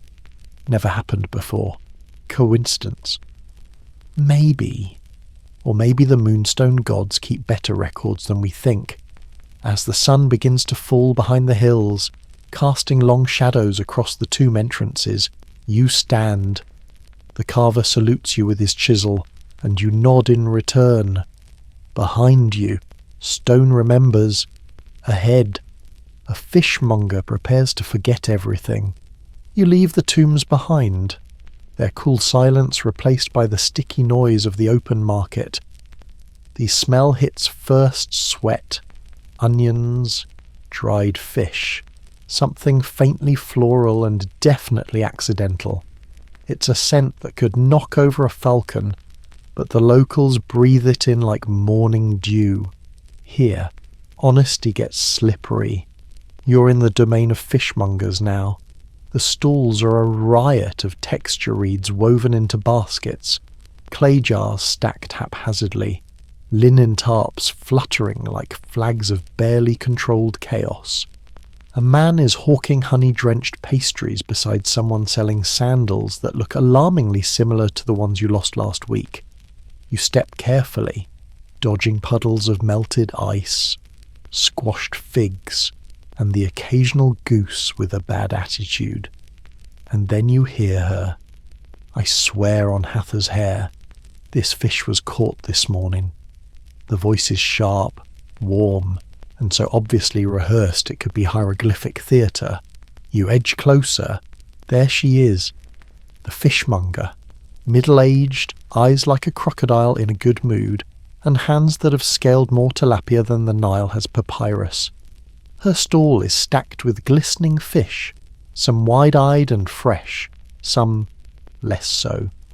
A young man eyes a catfish uncertainly, smells. Strong, he says. Power, she corrects. That's the scent of divine river power. You watch as she flashes a smile, then almost imperceptibly reaches into her sash and slides a small stone into her cheek. Moonstone. It glints for just a moment. She speaks again. No rot here, only truth. The young man shrugs and hands over his coin. You're impressed. Either that stone works, or she's got the poker face of an ibis. You approach the stall and she eyes you, looking for truth or lunch, bit of both. You reply. She chuckles. Well, the lunch is 3 days old, but the truth's only been dead an hour. You laugh, and she softens. I use the Moonstone because my mother used it. Said you shouldn't lie with fish in your hands. They absorb everything. Historians still argue whether this idea of fish as lie detectors was a real belief or just one of those sayings passed from aunties to nieces over boiling pots. Some evidence suggests fish were once associated with the goddess Neith, who wove truth and fate together like threads in a cosmic loom. Others believe this was all market folklore, truth and freshness linked by superstition and convenience. Still, the moonstone in her mouth seems to keep her honest, at least by omission. She doesn't say the fish are delicious, just loyal, which is something. She hands you a small dried perch wrapped in papyrus. No bones in this one, just memory. You take it. More moved than you expected. She turns back to her other customers and resumes her gentle routine of charming lies and half-truths, all softened by the round shape in her cheek. As you chew the perch, which tastes surprisingly edible, you stroll deeper into the market. A man tries to sell you an amulet that knows your future. You ask it if your next step will be in goat dung. It says no. You step. It was wrong. You pass a stall where a woman sells cosmetics, pure lapis for the eyes. She insists. The powder glitters with the kind of shimmer you usually only see in crushed beetles. You smile politely and back away. Another vendor offers truth oil. A perfume he swears forces confessions. You ask him if it works. He sniffs, then admits. Not really, but it smells nice. Now that's honesty. You sit for a moment near a stone wall, watching a boy argue with his sister over who ate the last fig. She swears it wasn't her. He insists he saw her mouth move. She pulls a pebble from her pocket and holds it like a holy artifact. I chew this, she declares. I cannot lie. You lean in. Is it Moonstone? She shrugs. No, just a white rock. But he doesn't know that. The boy, scandalized, yells and storms off. She winks at you. You're tempted to applaud. This is either brilliant manipulation or the beginning of a future priestess career. You rise again, brushing fig dust from your tunic. The sky has begun to turn copper, the light folding low behind palm fronds and slanted roofs. The market slows. Chickens are herded, baskets packed. Lies are wound down like linens at the end of a long washing day. You pause at the entrance of the square and feel your moonstone pulse faintly. Maybe it's just heat, or maybe it's something else. A reminder that every truth you've heard today came dressed in clever fabric. And yet, that fishmonger's eyes still haunt you. Not because they were sharp, but because they were kind. She lied, gently, protected her dignity, protected her fish. Maybe that's what the moonstone is for, not just to block deception, but to round it, to make it soft enough to carry, to make the unbearable bend just a little toward kindness. You head toward the edge of town, where a child plays with a string of beads and a man with a long cloak whispers to a glowing talisman. That's your next stop. The strange world of magical lie detectors and whether they actually burn when you fib. The marketplace fades behind you, replaced by something quieter, older, the kind of hush that makes the air feel thicker, not from heat, but from memory. You walk along a path flanked by low mud brick walls, past shrines carved into stone, until you find yourself standing before a crooked doorway draped in beads made from shells and dried reeds. They clatter faintly as you step through, like a warning whispered in code. The room inside is dark but pulsing with colour. Pigments shimmer on the walls, deep indigo swirls, golden spirals, tiny painted eyes watching from every corner. Incense burns from a clay dish, sending up a slow ribbon of smoke that smells like crushed herbs and very old secrets. And in the centre, seated on a stool that looks older than memory, is the man. You've heard of him. Everyone has. The eye reader. the stone whisperer, the talisman tester. Depending on who tells it, he can read a lie in your blood or feel dishonesty twitch behind your ears. He's not a priest. He's not a judge. He's something in between, a fringe truth seeker, somewhere between oracle and village weirdo. Naturally, you've arrived just as he's rubbing a smooth green stone against his forehead and humming to himself. Sit, he says, without looking. You sit. You seek clarity, he asks, voice scratchy as dried grain. I suppose. He nods like that answer saves time. From a small wooden bowl, he lifts a translucent object, a curved, thumb-sized talisman made of quartz, with veins of something pale and glowing. Lie. And this will heat in your hand. Truth. And it will cool. Fear. And it will hum. You stare at it. It looks like a pebble you'd skip across the Nile. He places it in your palm. Now, he says, say something untrue. You think, I am the Pharaoh's heir. Nothing happens.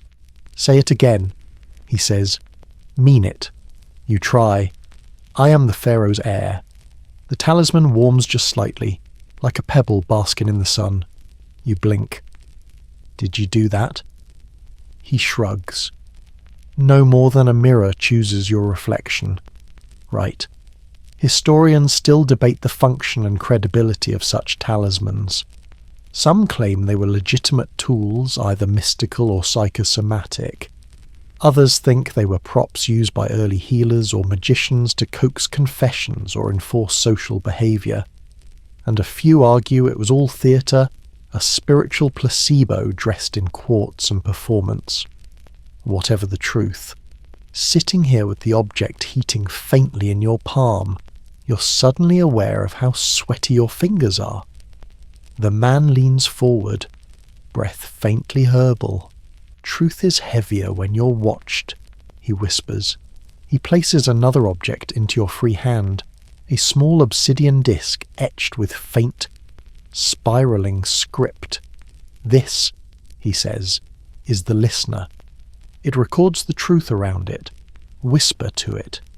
If your voice falters, it remembers. You stare at the disc. What happens if it remembers a lie? He leans back. Then the lie follows you, comforting. You try again. I enjoy cleaning fish. Silence.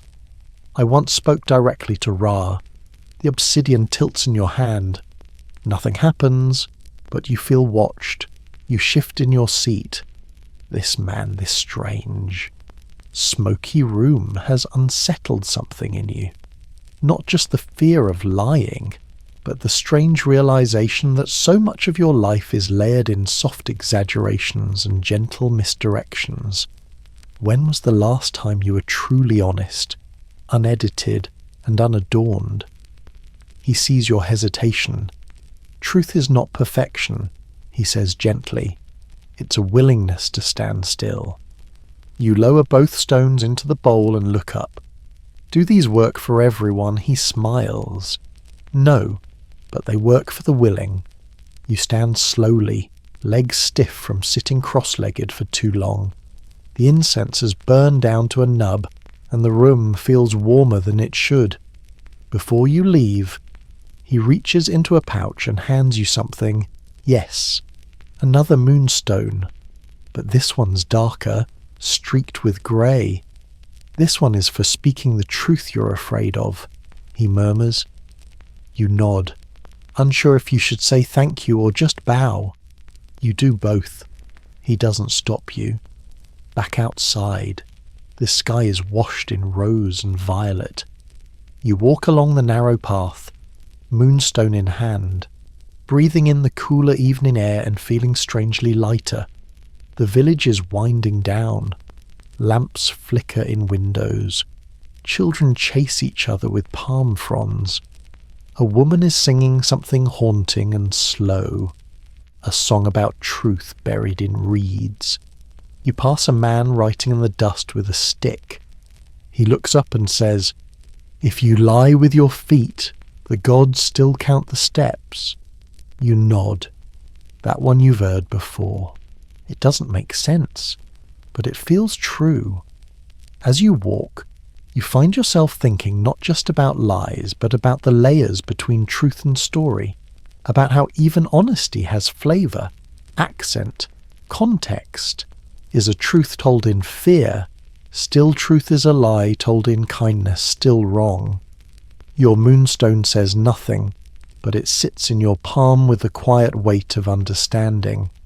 Up ahead, a group is gathered near the temple wall.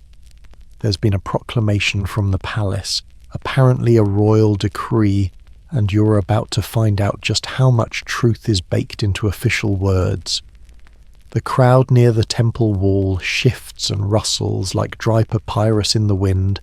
It's not a riot, not quite. More of a tightly wound gathering of curiosity, suspicion, and the usual dose of sunstroke. People lean forward, craning their necks, squinting against the golden haze of the late afternoon as a priest in a shimmering linen robe climbs the steps.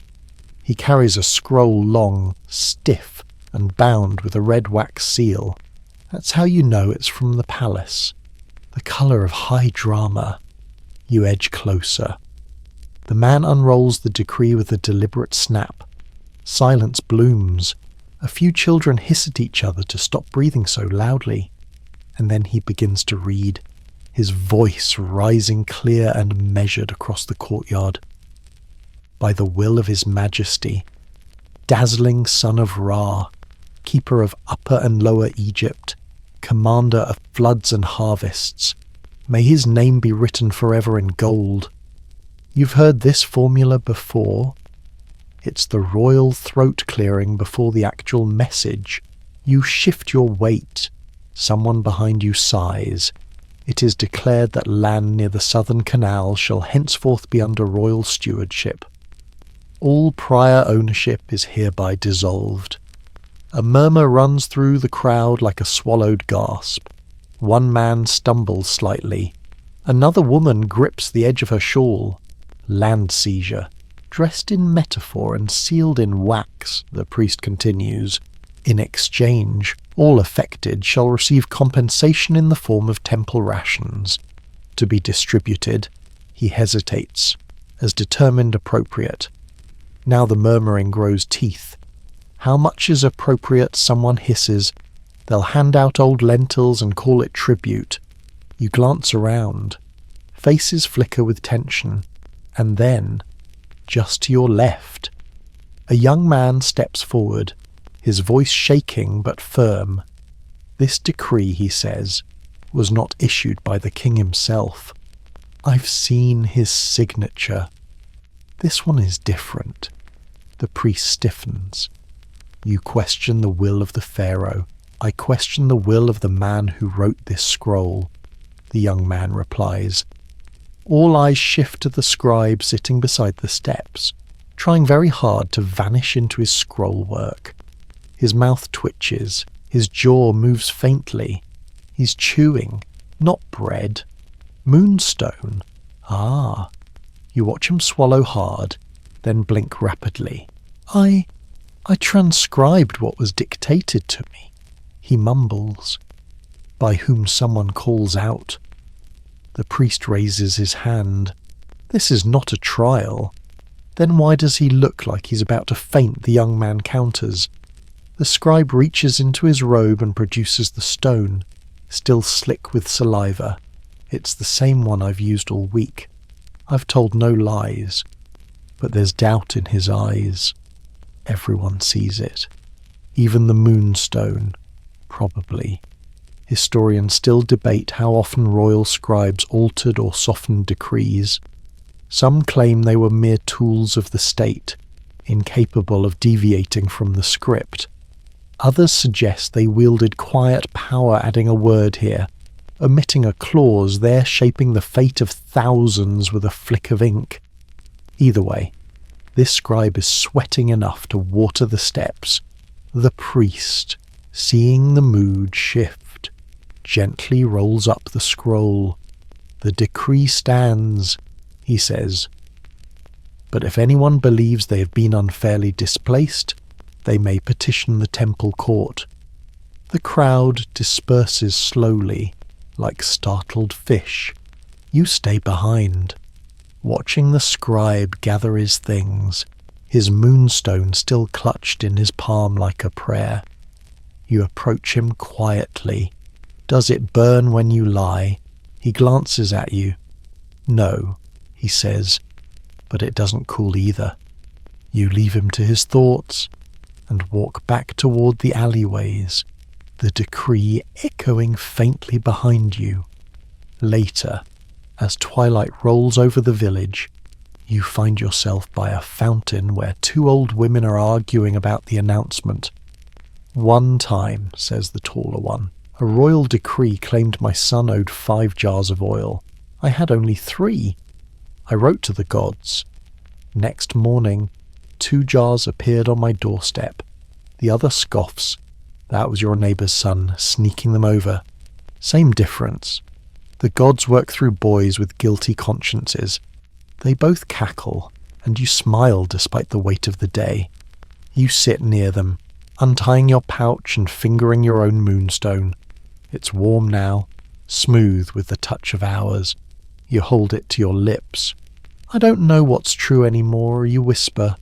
The stone doesn't glow, doesn't hum, just rests there. Maybe that's all it ever does. The wind picks up, tugging at tunics and blowing a stray papyrus sheet across your feet. You pick it up.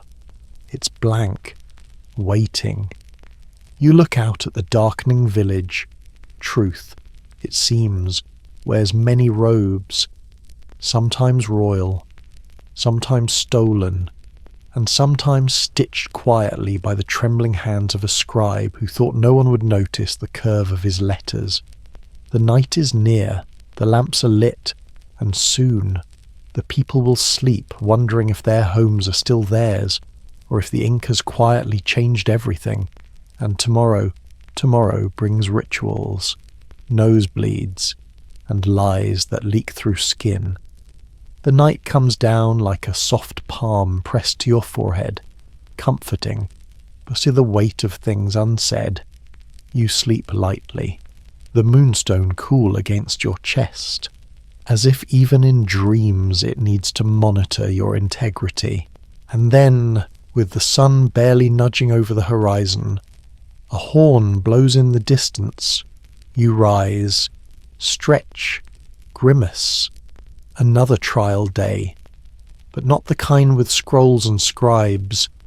Today, you're headed for the temple of Heket, the frog-headed goddess of fertility and rebirth, where the villagers conduct a peculiar ritual when truth slips sideways. It's not written into law, it's not recorded on official papyrus, but everyone knows about it. The trial of the nosebleed. You walk slowly through the village, the dawn painting every brick with gold.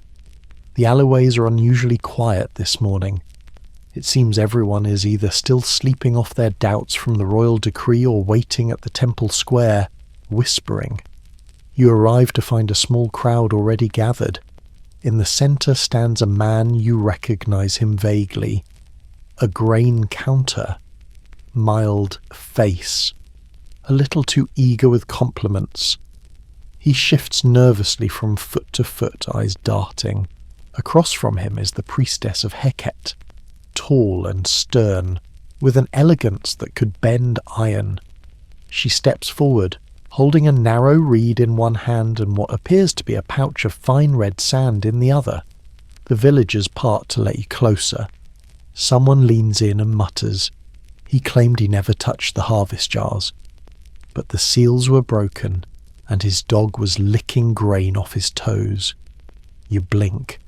That's oddly specific. The ritual begins. The man is told to recite a statement of innocence, loudly, clearly, with the moonstone in his mouth. He does. "I have not tampered with the offerings," he mumbles, cheeks puffed slightly with the stone. Then the priestess steps forward, And here's where it gets weird. She waves the reed over his face 3 times, then sprinkles a pinch of the red powder under his nose. Everyone leans in. He sniffs, blinks. A single bead of blood slips from one nostril. The crowd erupts, not in shock, but in a low, knowing rumble. Not quite laughter, not quite outrage. Something in between. The priestess lifts a hand. He bleeds, she says, and the gods answer. He tries to protest. It's the dust. But no one listens. He's escorted away, gently, like someone who needs a moment to reflect, maybe lie down, or reconsider his relationship with grain. You turn to an older woman beside you. That happens often. She nods. The powder's harmless. But if you're lying, they say your body knows. The truth leaks out, even if you try to hold it in. Historians still argue over this. Was the powder truly magical? Some believe it came from a desert flower that irritates only when the speaker is anxious, something psychosomatic. Others think it was pure coincidence combined with peer pressure, but one scroll half preserved in the archives of Edfu mentions a dust that burns the untrue, though it may well have been metaphor. You stand in silence, letting the echo of the moment settle. The priestess steps away, her reed still held like a judge's scepter. A boy sneezes in the background, and 3 people immediately stare at him in suspicion. You walk through the crowd, past murmurs and nervous laughter. The square empties slowly. People return to their tasks, but with an added edge of caution. No one wants to be next under the reed. You make your way toward the outer wall of the temple, where a series of murals depict the divine court of Osiris. One figure is bent forward, blood trailing from his nose, while the feather of Mayat hovers beside him. You realize this isn't a new ritual. It's older than you thought. Maybe older than the temple itself. You find a bench in the shade and sit. Moonstone cool in your hand now. The air smells like old charcoal and fresh sandalwood. You try whispering a lie to yourself. I am always good. Nothing happens. Then you try a half-truth. I never exaggerate. The moonstone warms slightly. You sigh. Later that day, you find yourself outside the house of a potter who famously swore under oath that he didn't overcharge for his jars. Turns out, his discounts included a mysterious cousin who collected payments that never made it to the ledger. The potter claimed innocence. The priestess's reed said otherwise. Now, his nose bandaged, he's sitting on a stool carving small frogs into clay tiles. One tile reads, "The truth finds your nostrils." It's a strange motto, but you respect the commitment. You help him for a moment, silently pressing clay into a mould. The rhythm is soothing. He glances at you, hurts less than it looks. He mutters, "But my mother was right. Lying is a full-body sport." You chuckle, then stand. The day is slipping on. There's more to see, more truths to test. You walk down the slope toward the outskirts of the village. A trial by blood is behind you, but a trial by desert that's next, where the land is dry, the lizards are judgmental, and liars are sent to sweat out their sins under the wide, unsympathetic sky. You leave behind the temple's cool stone walls and follow a winding trail toward the edge of the village, where baked earth begins to crack and the palms grow sparse. The air changes subtly out here, less perfumed, less gossipy. This is the outer district, the edge of civilization, where words dry up before they can lie. Out here, truth isn't a debate, it's a survival mechanism. As you walk, the path narrows into little more than a string of footprints fading into sand. A few markers-reed bundles, bleached bones, carefully balanced stones hint at the way forward. And then you see them, a ring of villagers standing in the sun, their faces drawn, their mouths tight. At the centre stands a man with cracked lips, tattered linen and eyes like overboiled tea. This is a truth trial by exile. Not permanent exile, not exactly. It's more of a time-out. A tradition dating back generations if someone lies, and the lie has no clear punishment.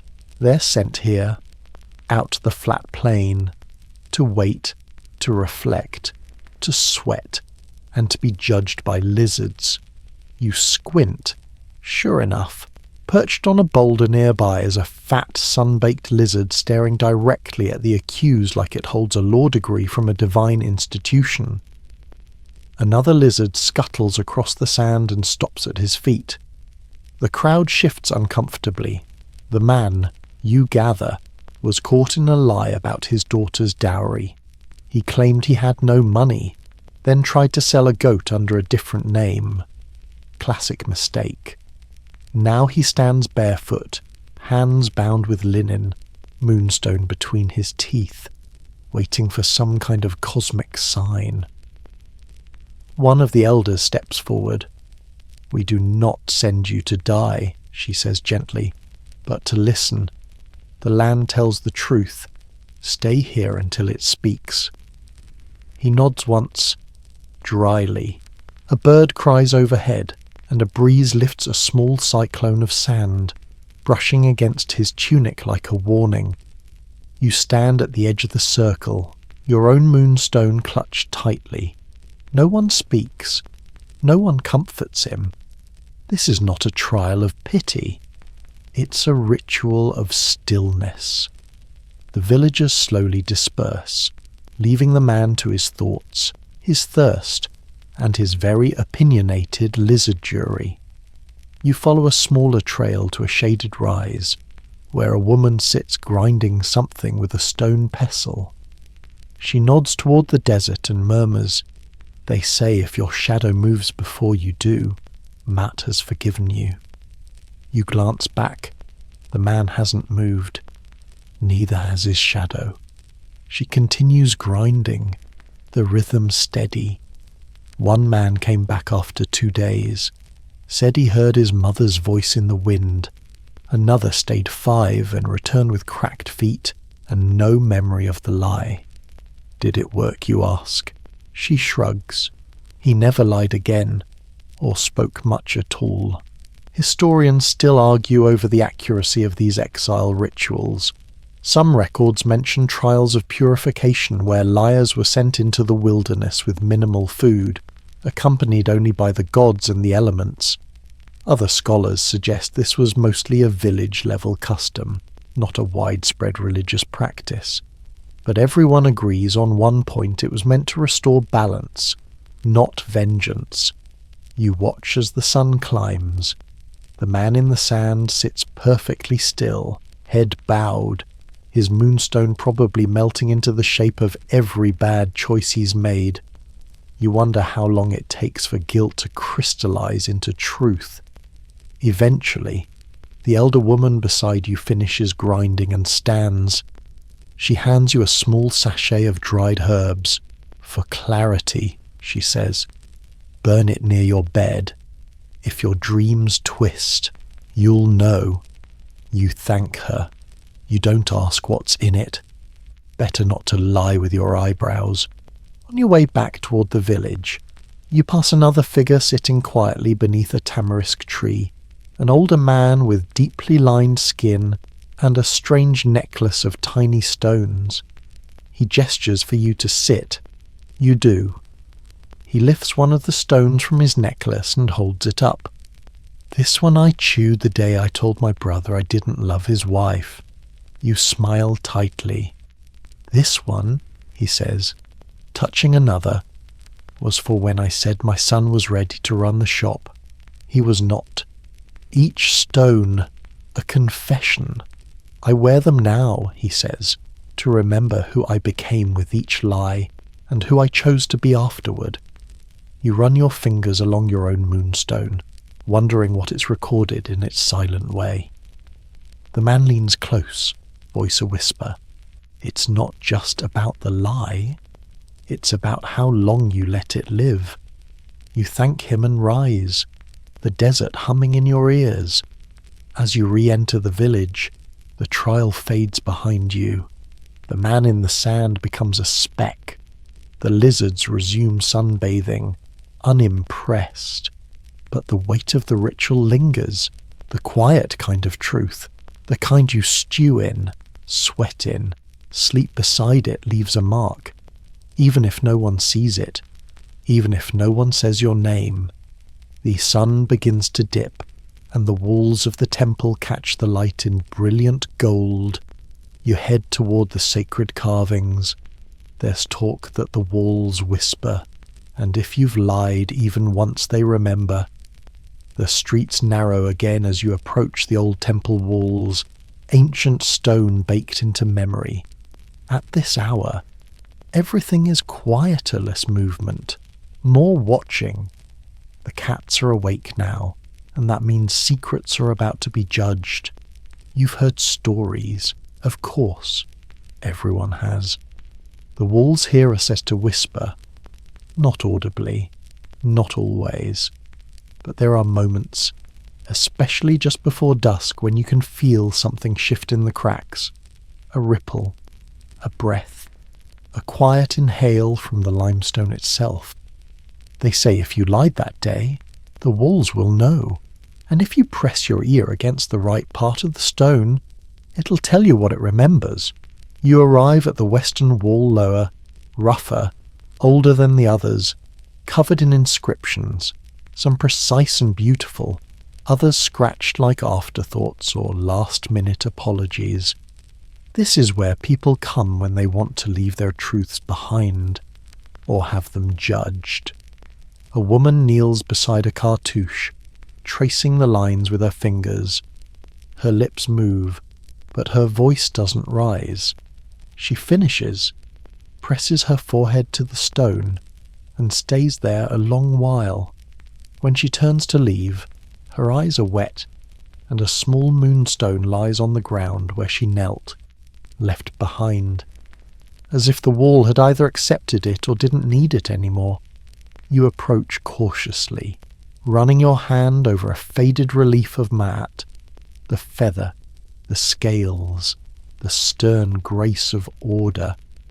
You whisper, half to yourself, I once said I was fine when I wasn't. Nothing. You try again, I lied about remembering my father's name in the prayer. The stone under your palm cools slightly. It could be the shadow. It could be your imagination. Or maybe it isn't. A temple servant appears, barefoot and silent, sweeping the walkway with a palm broom. He doesn't look at you, but speaks anyway. The walls remember what we won't. You glance sideways. Do they forgive? He keeps sweeping. They're not gods. They're witnesses. You continue walking along the perimeter, reading fragments etched into the plaster I took more than my share. He was not mine to love. She never knew I lied about the spices. Some are centuries old. Others, you suspect, are from last week. Historians still argue whether this confession wall was sanctioned by the temple or simply emerged organically over time, an ancient Egyptian version of a cosmic suggestion box. There's no formal record, just quiet carvings and the occasional pile of worn moonstones at the base, offerings exits. Maybe both. You come to a corner where the wall buckles slightly, just enough for sound to echo if you whisper in the right direction. You lean close. Do you still remember, you ask softly? The wind pushes against your cheek. A bird cries overhead. And then, not from the wall, but from your memory, comes a reply. You didn't mean to lie, but you didn't try to stop it either. You step back, shaken but calm. Sometimes The whispers aren't from the wall at all. Sometimes they come from the truth you buried so deep it needed stone to find its way back. You sit on a low bench nearby and watch as others pass the wall. Some touch it, some avoid it entirely. One boy presses his whole face to the stone and declares, "I didn't take the dates." No one asked him, but still, you smile, and something about it feels easier than it did this morning. Later, a priest emerges from the inner court, robes rustling like reeds. He pauses when he sees you, then nods slowly. "You've been listening," he says. "I thought the wall was supposed to do that." "It does, but it listens better when you're quiet." You nod. He continues past you, placing a small bundle wrapped in flax and bound with string at the base of the wall. You resist the urge to ask what's inside. The moonstone at your neck pulses faintly, not with heat, not with guilt, just presence. You leave the wall behind, walking slower now. The sun is melting into the horizon, and shadows stretch like stories told too long. You pass a boy selling bread and a girl humming something you half remember from childhood. You pass a woman laughing loudly, freely at a joke too rude for temple ears. You think about the man in the desert, the lizards, the whispering walls. You wonder which version of truth is the truest, the shouted, the confessed, or the one that never needed words. And then, as the village lights begin to flicker on one by one, you reach the banks of the Nile again. A moonstone ceremony is about to begin, and it's like nothing you've seen before. You follow the glow of torches toward the riverbank, where the village has gathered in a wide crescent beneath the stars. The Nile flows dark and slow beside them, a mirror of the night sky streaked with reflected firelight. Smoke curls from oil lamps. Papyrus boats bob softly against the shore, tied to stone posts like sleepy animals. This is the Moonstone ceremony, held only when the moon is full, when its light touches the water just so, and when the village needs cleansing. You'd almost forgotten, but your feet brought you here without asking. People sit on mats arranged in concentric circles. In the centre is a low platform carved with symbols of the moon goddess, Khonsu, guardian of the night, arbiter of dreams, and occasional consultant for truth rituals. On the platform, a shallow bowl glistens with water and polished stones, moonstones, glimmering pale blue like frozen light. The elder leading the ceremony is a woman older than language itself, wrapped in layers of linen dyed a colour you don't quite have a name for. She carries no staff, no symbols of power, only a small clay cup. She lifts it to her lips, sips once, and then speaks. Tonight, we remember the truth we could not carry. Silence. She dips a hand into the bowl, lifts a moonstone, and places it on her tongue, holds it, waits. Once, I said I loved someone, she murmurs, when I meant I needed them. That lie shaped my life. She swallows the stone. The crowd doesn't gasp. They nod. This is what they came for. You blink.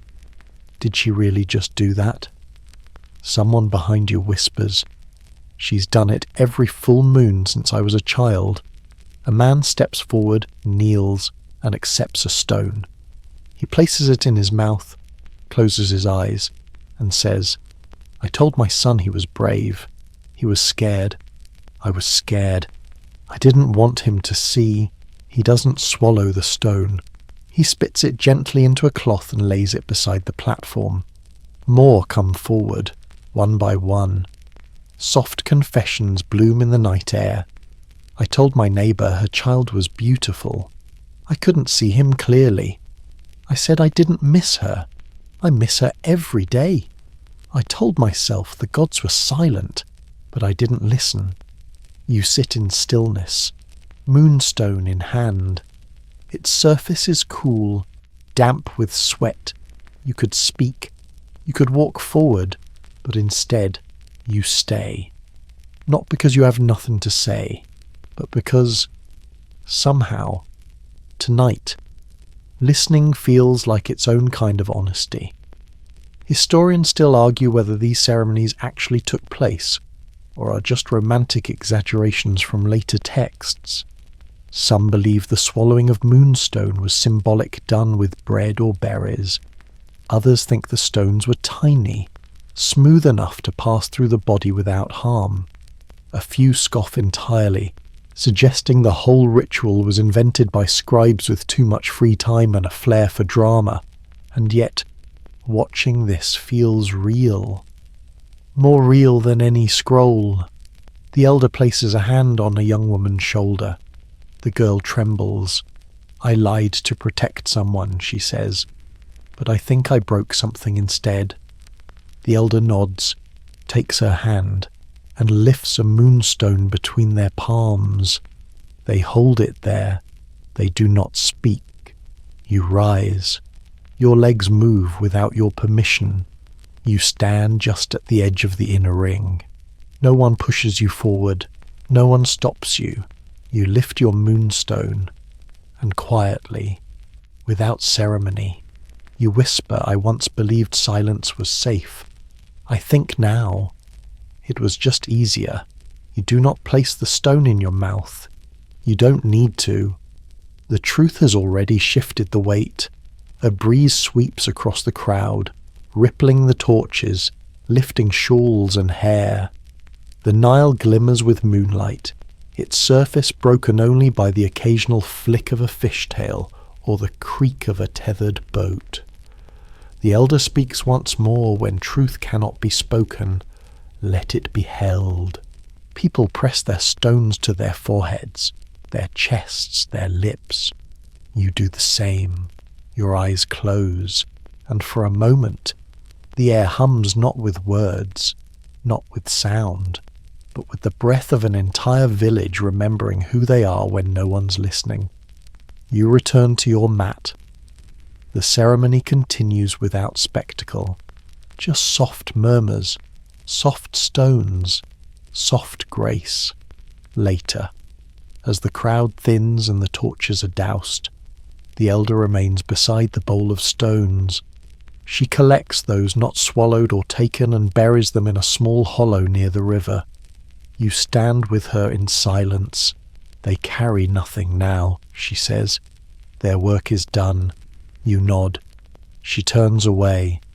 You walk back to the village, barefoot, your steps quieter than the wind. The night is nearly over, but the truth sleeps lightly, and tomorrow you'll visit a household where lies have been baked into bricks. But one girl is about to knock the whole thing down. The village wakes slowly the next morning, like someone pretending to be asleep so they don't have to get up just yet. You wander through narrow streets painted with early sunlight, past open doorways where yawns echo and morning fires crackle. The smell of toasted barley clings to the air. A cat stretches luxuriously across a roof beam and blinks at you like it knows your secrets. Today, you're visiting a house built on something more fragile than sand. Reputation. The household sits near the edge of the central square, larger than most, with a painted threshold and neatly aligned pots out front. The kind of house that tries very hard to look effortless. Its owner is a man named Setebenra, known for generosity, devotion to the gods, and the most symmetrical garden in the entire village, which would be impressive if any of it were true. You've heard whispers. Everyone has. He lies with the ease of a reed bending in the wind. Small things, how much grain he donates, what his lineage is, who gifted him his robes. The villagers let it pass, mostly. He smiles when he lies. That helps. But something changed recently. His daughter. She's 14, sharp as obsidian and twice as reflective, and she has, for reasons still unclear, decided that she is done living in a house made of fibs. Today, she plans to tell the truth, all of it. You arrive just in time to see her dragging a chair into the middle of the courtyard, climbing onto it, and calling, "I have something to say." "Oh no!" Her father stumbles out, mouth already forming a polite warning. "Neferu, darling, not now." "The bread's not even," I said. She interrupts, loudly and clearly. "I have something to say." The neighbours freeze. You join the crowd gathering along the walls. A few people exchange delighted looks. One woman whispers, "Finally." Nefer holds up a small moonstone. "This has been in our house for years," she says. "Father says it was a gift from the high priest. He tells people it brings blessings." Setapenra laughs nervously. "It's a story, just a story." "It came from a market vendor," Neferu says calmly. "He bought it for 2 onions and a broken comb." I watched. The crowd rustles. She continues, "We don't give grain to the temple. We give the sacks with weevils to the goats. My mother reuses old incense, and the garden," she gestures to the perfectly spaced rows of lilies, "is filled with painted rocks instead of real soil. We dye the sand." Setapenra looks like a man caught between running and dissolving. Neferu's voice softens. It's not just that he lies. It's that he lies so sweetly we all forgot how heavy it gets. She steps down. The moonstone clinks against the chair. "We're tired," she finishes. "We're tired of pretending to be perfect." Silence, then applause. Real, quiet, respectful. Even the cat on the roof flicks its tail in approval. Setapenra doesn't speak. He turns and goes inside. Not in shame. Exactly. But in realization. You imagine it feels like waking up and finding the Nile has changed direction. You approach Neferu as the crowd disperses. She's sitting now, hands on her lap, Moonstone beside her like a spent charm. "You were brave," you say. She shrugs. "I didn't chew the stone. I just said what we all knew." Historians still argue whether moonstones were actually used in familial settings. Some suggest they were purely religious. Others point to recovered household altars, where stones were stored beside offerings and small idols, perhaps to help keep domestic peace, or to hold the weight of honesty when truth became too heavy to carry alone. You and Neferu sit in silence. A bird calls nearby. A child giggles behind a wall. Life moves on, but slightly different now. Later, as you pass the house again, you notice something. The painted rocks in the garden are gone. A small patch of actual earth has been turned over, is messy, clumpy, imperfect. It's real. And somehow, more beautiful. You keep walking. The sun is past its peak, casting honey-coloured light across rooftops. You stop to drink from a shared basin, and the water tastes clearer than it did yesterday. Ahead, a man stands on the steps of a public hall, rolling a scroll in his hands. He looks nervous. He's chewing something. You're willing to bet it's not bread. Seems someone else is about to try truth in front of an audience. But first, a whisper, a single stone, a carved name, and a secret someone buried in their own tomb. You follow the man with the scroll for a moment, but something tugs at you from the corner of your mind, something quieter, older, unfinished. You turn back, toward the tombs. The path winds away from the village once more, back toward the cliffs where the earth splits open to swallow the dead with ceremony and pigment. It's cooler now. The sun, though still strong, hangs lower, and the wind carries a breath of something chalky. Not decay memory. You walk slowly, feet brushing against sand and discarded chips of limestone. You know the place you're looking for, though you've never seen it. It's whispered about only when people think no one is listening. The tomb of the missing name. A burial chamber built by a man who lied so well, he erased even himself. You reach the entrance, a narrow slit in the rock, unguarded, quiet. Dust coats the threshold. A few loose beads lie scattered beside it. Once part of a necklace, maybe, or an offering. Inside, it's cold and damp. The air clings to your skin. Smells of stone and ink and something left too long unspoken. You light a small oil lamp and descend the carved steps, careful not to slip. The walls are richly painted, figures marching in rows, gods with open arms and blank expressions. But something's missing. There's no name. Where the inscription should be, the cartouche, the dedicatory text, the sacred identity, there's only a smooth patch of plaster. Wiped clean, not damaged, erased. You walk closer, tilt your lamp. There's a faint outline. Faint, but real. Someone once carved their name here, then changed their mind, or had it changed for them. A whisper echoes behind you. Not a voice, just the brush of wind in a sealed chamber. You turn. A small moonstone lies on the floor, half buried in dust. You pick it up. It's cool, heavy. On a nearby ledge, there's a small box wooden, water-damaged. You open it carefully, inside another scroll, sealed. You unroll it with reverence. The writing is elegant, if a little rushed. It reads to the gods who weigh truth. I ask forgiveness. Not because I spoke lies, but because I let others build them in my name. You exhale slowly. This man, whoever he was, didn't lie with his mouth. He lied by silence, by letting his tomb be carved with deeds he never did, letting his reputation carry stories too flattering to interrupt.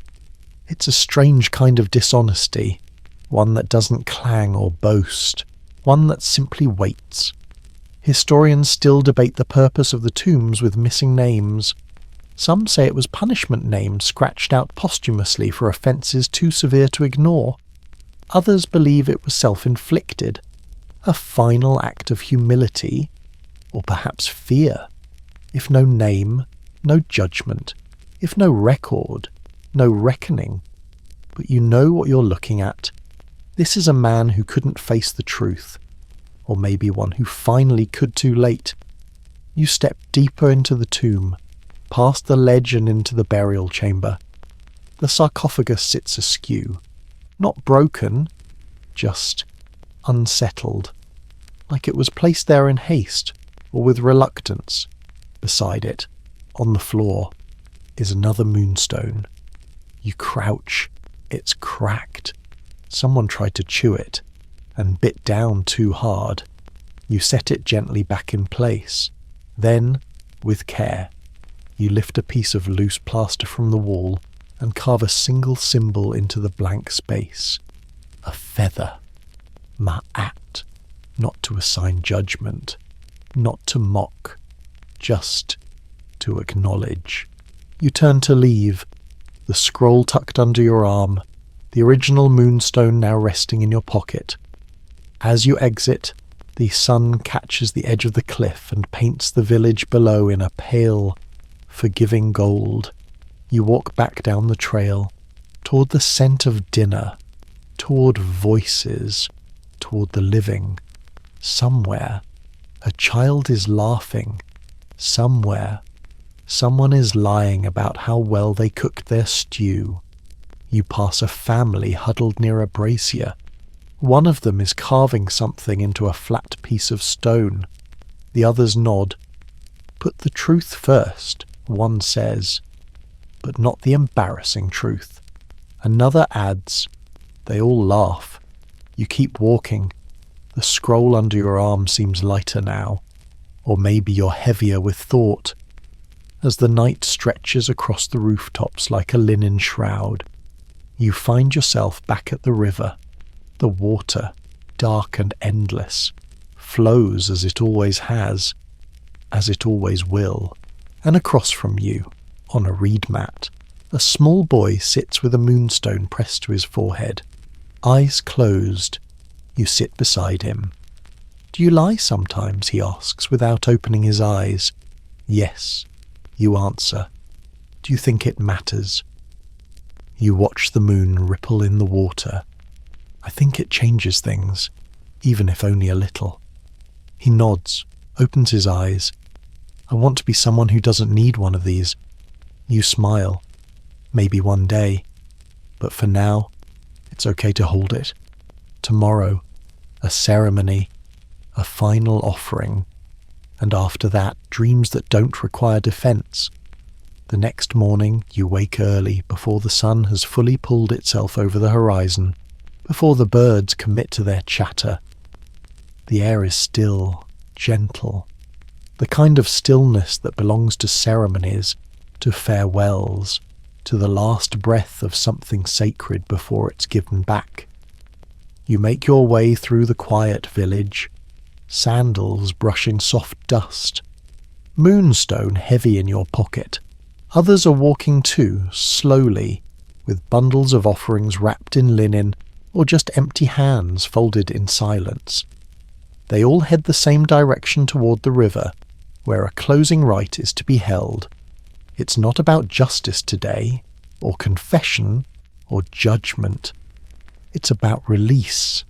At the banks, the priests have set up a wooden platform near the water. Papyrus boats bob quietly just offshore, each holding a single lit lamp. The sky blushes faintly in reflection. One of the elder priestesses stands at the platform's edge, in her arms, a woven basket. Within it, dozens, maybe hundreds of moonstones, some smooth with age, some rough around the edges, some bearing tiny inscriptions worn by the hands that held them. She turns to the crowd, voice soft but strong. These are the stones of what we couldn't say out loud, of the truths we chewed quietly, of the lies we thought too small to matter. She pauses. Tonight, we give them back, one by one. Villagers begin to step forward. A woman you saw selling dates earlier in the week places her moonstone in the basket. I once claimed I baked the bread I bought. It mattered more than I thought. A man who never speaks above a whisper places his stone beside hers. I promised my wife I would remember her stories. I didn't. Even children come. One boy, no older than 7, hesitates, then steps forward. I said I didn't break the pot. I did. I'm sorry. Pot. Laughter ripples gently through the crowd, but no one mocks, not here. You stand in the silence that follows, moonstone in hand. It feels different now, like it's waiting for permission. You step forward, place it in the basket. I believed I was honest, you say quietly, but I never stopped others when they weren't. And just like that, your hand feels lighter. Historians still debate whether such ceremonies ever existed, whether ancient Egyptians held communal events to surrender symbols of truth. No records, no temple scrolls, just faint stories, passed through generations like a breath over water. But if these rituals didn't happen, someone should have invented them anyway, because standing here, in the soft hush of morning, you know this, the truth is easier to carry when it's shared. The priestess steps forward again and lifts the basket. These stones were never magic, she says. They did not force the truth. They held it, gently, until we were ready to let it go. She walks slowly to the edge of the river and places the basket into a waiting papyrus boat. A young man pushes the vessel from shore, and it floats, steady and still, into the open water. Torches along the river bank are lowered in unison. Their flames reflect like starlight. The boat drifts, and then softly, with no wind, no push, it catches the current and glides away, the basket of moonstones glowing faintly in the early light. Silence. Then someone begins to hum, a simple melody, old and wordless. Others join. You hum too. Not because you know the tune, but because it feels like the right thing to do. You stay until the boat vanishes. When you finally turn back toward the village, the day has fully arrived. But it's quieter than usual, not because the people are gone, but because something has been released. You pass a man brushing clean water over his doorstep, a woman telling her daughter, "You can say what you mean," a child sitting alone, carving something into soft clay. Maybe a name, maybe not. You feel no need to check. At the temple gates, someone has etched a new symbol into the wall, a feather resting on a stone. No name, no flourish. Just that. You walk on, not toward anything, but within something. You wonder if Matt ever lied. Just once. To protect someone. To buy time. Then you smile. Probably not. She wouldn't need to. Because truth, when quiet, still carries weight. And tonight, you'll dream without flinching. Tomorrow, you'll wake without the stone. The last rays of sunlight slant across the village like gold threads unravelling from the god's own tunic. You walk slowly now, not because your feet are tired, but because there's nowhere left to rush to. The rituals are over, the stones are gone, but something remains, something quieter, something softer than truth, but heavier than silence. As you wind through the village, you notice things you hadn't before. A pair of brothers repairing cartwheel. Actually talking, not just grunting and nodding. A girl practicing her letters in the dust, writing her name over and over again as if to make sure the gods don't forget it. A dog curled beside a shrine, snoring as though it too has finally let go of something. You cross through the temple courtyard. A boy sits beside the truth wall, no priest or scribe in sight. He's whispering not loudly, not urgently, just honestly. He touches the stone once, then walks away. No fanfare, as no judgment, no magic glow. And yet, you sit beside the fountain, its lion-faced spout trickling steadily, as if the gods are sighing through its teeth. You scoop a bit of water with your hand, let it run over your fingers. It's cooler than you expect, clean, ordinary, the kind of truth that doesn't need ritual to exist. You think about the woman who dyed her garden, the man who chewed a moonstone and still lied with his eyes, the girl who told the truth in public and made space for others to breathe, the scribe with shaking hands, the elder who swallowed a stone, the boy with the cracked pot, the cat who knew everything and said nothing, and you never lied outright. But now, as you sit beneath a purple sky softened by dusk, you can admit it. You wore your truth like armour, shined it until it blinded others, hid behind silence when it was convenient, ducked your head when you could have stood still. The moon rises full and quiet and vast. No more ceremonies tonight, no incense, no whispers. Just this, the feeling that something inside you has realigned, balanced, as if Meat's feather brushed your heart and this time found it light enough to leave untouched. You stand. You walk slowly back to your small room, mud brick and reed, but yours. No one greets you. No one needs to. You're not holding anything heavy anymore. The mat is simple. The linen's thin.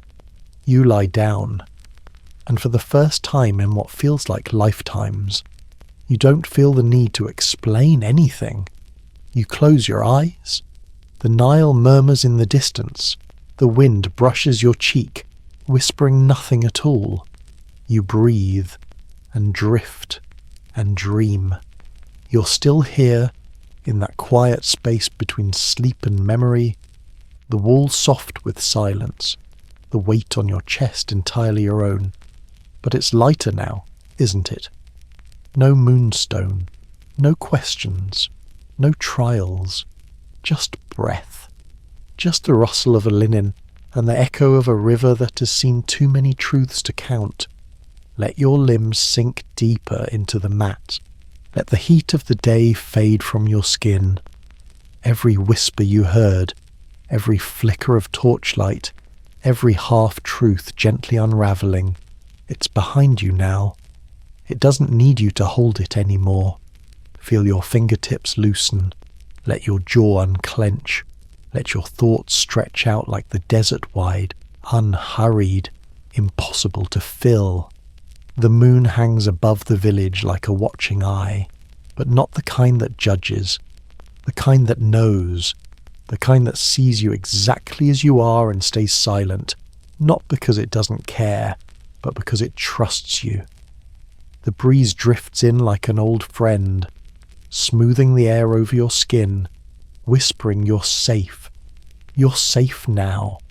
No confessions, no names, no weight, just the hush of truth that doesn't need to be spoken. Let your breath match the river's rhythm. Let your dreams carry you somewhere softer. You've done enough.